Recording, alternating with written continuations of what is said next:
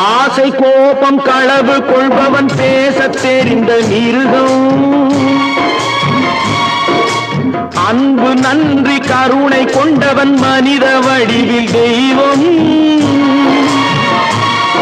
இதில் மிருகம் என்பது கள்ள மனம், உயர் தெய்வம் என்பது பிள்ளை மனம்.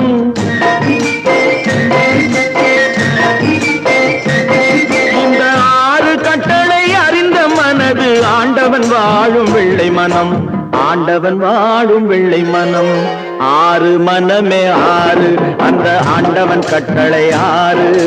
தேர்ந்து மனிதன் வாழும் வகைக்கு தெய்வத்தின் கட்டளை 6, தெய்வத்தின் கட்டளை 6. 6 மனமே 6, அந்த ஆண்டவன் கட்டளை 6.